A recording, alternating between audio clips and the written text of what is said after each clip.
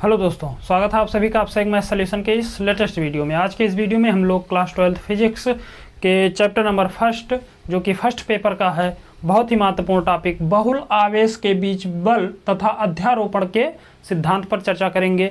तो आप हमारे साथ वीडियो के अंत तक जरूर बने रहिए ताकि आपको ये टॉपिक अच्छे से समझ में आ सके। तो चलिए शुरू करते हैं। सबसे पहले हम लोग समझ लेते हैं अध्यारोपण का सिद्धांत, क्योंकि अध्यारोपण के सिद्धांत के द्वारा ही हम बहुत सारे, अगर आपके पास आवेश है तो उनके बीच जो लगने वाला बल है उसका मान हम ज्ञात करते हैं। तो अध्यारोपण सिद्धांत की बात करें तो मान लीजिए आपके पास बहुत सारे आवेश जो है किसी निकाय पर स्थित हैं और उनमें से किसी एक आवेश पर आपसे कहा जाए कि जो अन्य आवेश है उसके कारण जो लगने वाला बल है उसका मान आप ज्ञात करिए। तो उस स्थिति में उसका मान ज्ञात करने के लिए हम क्या करते हैं, जैसे आपके पास कोई दिया गया आवेश पर अन्य कई आवेशों के कारण लगने वाला जो कुल बल होता है, यानी कोई एक आवेश है उस पर लगने वाला जो कुल बल होता है वो उस आवेश पर अन्य आवेशों द्वारा लगने वाले अलग अलग बलों के वेक्टर योग के बराबर होता है। यही होता है आपका अध्यारोपण का सिद्धांत। यानी आपके पास बहुत सारे आवेश दिए गए हैं और उनमें से किसी एक आवेश पर आपसे कह रहा है कि आप बल का मान ज्ञात करिए। तो उस स्थिति में आप किसी एक आवेश पर बल का मान ज्ञात करने के लिए उस आवेश पर जिस पर आपको बल का मान ज्ञात करना होता है उस पर लगने वाला जो अलग अलग आवेशों के कारण जो अलग अलग बल होता है उन सभी का हम क्या करते हैं, वेक्टर योग करते हैं और फिर हम आसानी से किसी एक आवेश पर लगने वाले बल का परिणामी जो है ज्ञात करते हैं। तो चलिए इसको हम लोग शुरू करते हैं, इसका डेरिवेशन शुरू करते हैं। अगर आप अध्यारोपण का सिद्धांत लिखना चाहें तो आप ये परिभाषा इसको लिख सकते हैं। अब मान लीजिए हमारे पास बहुत सारे आवेश हैं। हम मान लेते हैं हमारे पास कोई एक आवेश है Q1, एक कोई दूसरा आवेश ले लेते हैं Q2, एक कोई तीसरा ले लेते हैं Q3, एक कोई चौथा ले लेते हैं Q4, एक कोई पांचवा मान लीजिए आपके पास है Q5, छठा, सातवां, आठवां, बहुत सारे आवेश आप मान सकते हैं, कितने भी आवेश क्यों ना हो। अब हम क्या करते हैं, अगर ये मान लीजिए आपके पास 5 आवेश दिए गए हैं और अब इन आवेशों के कारण आप जानते हैं कि कोई दो आवेश जब एक दूसरे के समीप लाते हैं तो उस स्थिति में उन दोनों आवेशों के बीच एक वैद्युत बल कार्य करता है और ये वैद्युत बल आकर्षण का भी हो सकता है और प्रतिकर्षण का भी हो सकता है। लेकिन अगर आप बात करें जैसे ये आपका आवेश Q1 है तो इस Q1 पर लगने वाला जो ये आपका Q2 है, Q3 है, Q5 है, Q4 है, इन सभी आवेश के कारण कितना बल लग रहा है, परिणामी बल अगर आपको ज्ञात करना हो तो कैसे ज्ञात करेंगे, इसी सूत्र का हम डेरिवेशन इस वीडियो में करने वाले हैं। तो चलिए शुरू करते हैं, इसको हम लोग समझते हैं। ये मान लीजिए हमारे पास 5 आवेश हैं। तो यहाँ पर हम पहले नोट कर लेते हैं ताकि आपको नोट्स बनाने में कोई दिक्कत ना हो। यहाँ पर लिखेंगे माना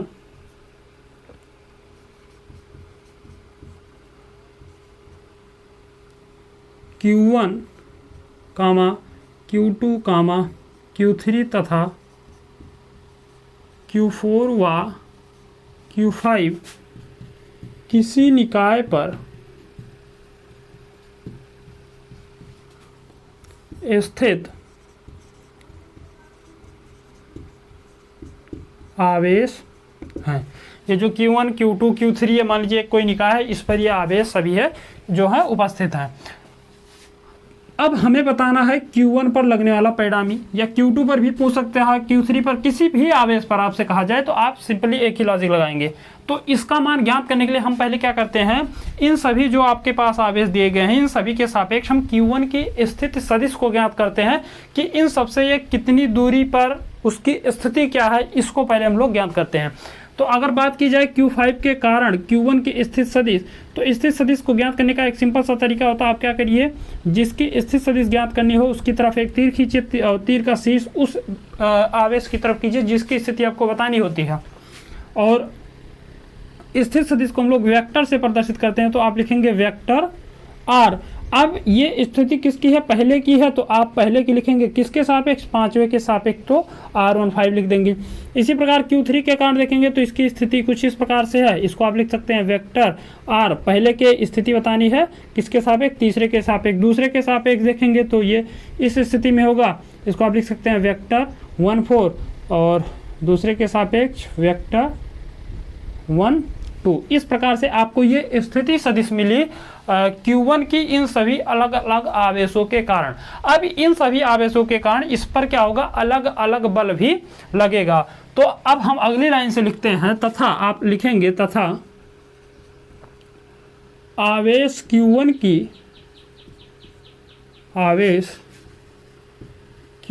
की स्थिति सदिश अन्य आवेश के सापेक्ष या अन्य आवेशों, ये जो आपके Q3 Q4 अन्य आवेशों के सापेक्ष क्रमशः आप लिख सकते हैं स्थिति सदिश वेक्टर क्रमशः R12 पहले 12 फिर वेक्टर R13 फिर वेक्टर R14 और फिर वेक्टर R15 है तथा Q1 पर लगने वाला वैद्युत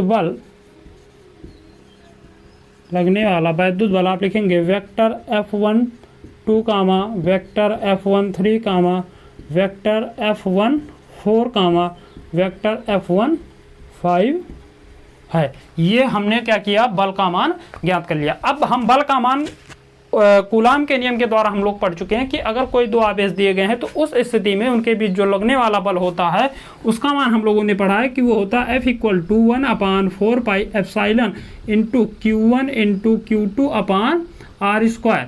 ये हम लोगों ने सूत्र पढ़ा है कूलाम के नियम के द्वारा। तो यहाँ पर हम क्या करते हैं, ये जो आपके अलग अलग आवेश हैं Q2 है, Q3 है, Q5 है, Q4 है, इसके कारण इस आवेश Q1 पर कितना बल लग रहा है इसका पहले हम लोग मान ज्ञात करते हैं। तो यहाँ पर लिखेंगे आवेश Q2 के कारण Q1 पर लगने वाला वैद्युत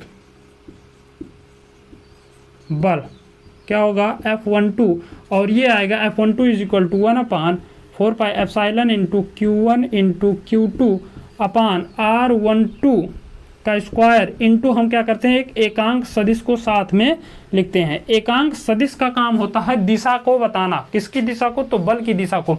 जैसे अगर बात की जाए तो Q2 जो है वो Q1 पर किस दिशा में बल लगा रहा है ये बताता है हमारा आपका वेक्टर सदिश जो आपका एकांक सदिश होता है।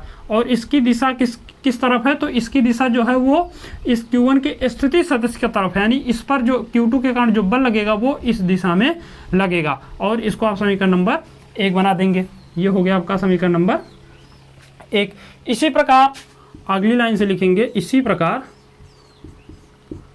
जो वेक्टर F13 यानी तीसरे के कारण पहले पर लगने वाला वैद्युत बल, तो इसका मान आएगा F13 = 1/4πε Q1 इंटू Q3 अपान R13 का square into cap R13। Cap R13 आपको याद रखना है, ये है एकांक सदिश।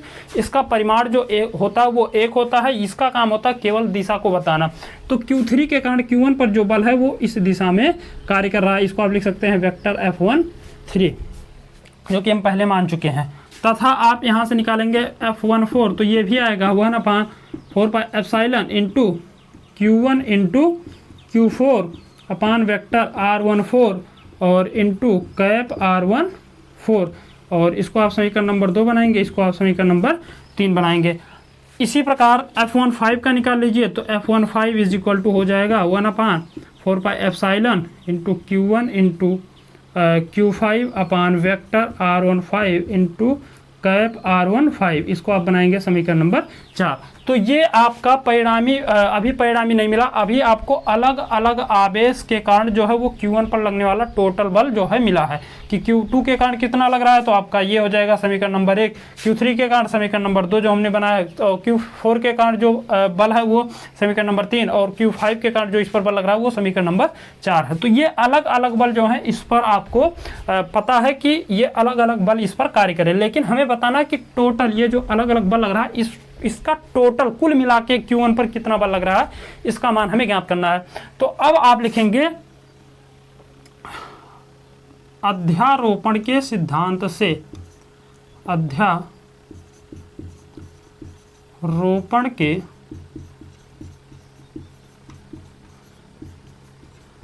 सिद्धांत से। अध्यारोपण का सिद्धांत क्या होता है, तो एक बार इसको पढ़िए ध्यान से। यह किसी दिए गए आवेश पर अन्य कई आवेशों के कारण लगने वाला जो कुल बल है वो उस आवेश पर अन्य आवेश द्वारा लगने वाले अलग अलग बलों के वेक्टर योग के बराबर होता है। तो यानी आपको करना क्या है, जो अध्यारोपण का सिद्धांत तो वो सिंपली बता रहा है कि वेक्टर F जो होगा वो बराबर होगा आपका vector F12 plus vector F13 plus vector F14 plus vector F15। अब आप क्या करेंगे, समीकरण नंबर 1 2 3 4 का मान समीकरण नंबर इसको आप बना लीजिए 5 में रख देंगे। तो आप अगली लाइन से लिखेंगे समीकरण नंबर 1 2 3 4 से, समीकरण नंबर 1 2 3 4 से आप क्या करिए, सभी का मान इसमें ला करके रख दीजिए। तो आपको यहाँ से मिल जाएगा, आप इसको लिख सकते हैं vector F is equal to F12 का मान आपको यहाँ पर दिया गया, तो ये हो जाएगा 1/4 pi epsilon into Q1 into Q2 अपान वेक्टर R12 का square into cap R12 plus समीकरण 2 का मान रखेंगे तो ये भी वही 1/4 pi epsilon not 1/4 pi epsilon not into Q1 into Q3 upon R13 into cap R13 plus 1/4 pi epsilon not Q, ये समीकरण नंबर 4 का मान रखेंगे तो फिर वही मान आएगा और ये हो जाएगा Q1 इंटू Q4 अपान R14 into cap plus 1/4 pi epsilon into Q1 into Q5 अपान R15 इंटू कैप R15। तो ये तो आपको हो गया अलग अलग जो बल है उसका हम क्या किए, अध्यारोपण के सिद्धांत के द्वारा सभी का हमने क्या किया, वेक्टर योग किया, तो हमें ये आपको प्राप्त हो जाएगा। इसके बाद आप देखिए तो इसमें सभी में कॉमन है आपका 1/4 पाई एप्सिलॉन नॉट। तो आप क्या करिए, इसको बाहर कर लीजिए। तो अगली लाइन से आप लिखेंगे वेक्टर F इक्वल टू सभी में 1/4 पाई एप्सिलॉन नॉट कॉमन है तो बाहर कर लेंगे, तो यहाँ बचेगा Q1/Q2 फिर R12 का स्क्वायर Q1 इंटू Q2 अपान R12 का square into cap R12 plus Q1 into Q3 अपान R13 into R13 plus dot कर दीजिए। अगर आपके पास आवेश और भी है, जैसे ये तो हमने अभी 5 आवेश लिया था, अब यहाँ पर हम क्या करेंगे, अगर आवेश n हो यानी आवेशों की संख्या मान लेते हैं स्मॉल n है, तो अगली लाइन से थोड़ा यहाँ पे लिख लेते हैं ताकि आपको एक ही सूत्र में सारा सूत्र आ जाए। तो यहाँ पर लिखेंगे माना यदि लिखेंगे यदि आवेशों की संख्या बराबर स्मॉल n, यदि आवेशों की संख्या स्मॉल n है तो आप यहाँ पे डॉट करके ऐसे लिख सकते हैं Q1 into Qn upon vector into R1 n into cap R1 n। यहाँ पे वेक्टर इसलिए नहीं लगाते क्योंकि हमने यहाँ पर एकांक सदिश का उपयोग किया है। तो अगर आप एकांक सदिश का उपयोग करें तो यहाँ पर वेक्टर लगाने की कोई आवश्यकता नहीं है। और यही सूत्र है आपका बहुत सारे आवेशों के बीच जो लगने वाला आकर्षण अथवा प्रतिकर्षण बल होता है, इस सूत्र के द्वारा हम उसका मान ज्ञात कर सकते हैं। तो आई होप आपको ये वीडियो अच्छा लगा होगा। अगर आपको वीडियो अच्छा लगा हो तो चैनल को सब्सक्राइब कीजिए, वीडियो को लाइक कीजिए। मिलते हैं अगले वीडियो में, तब तक के लिए जय हिंद।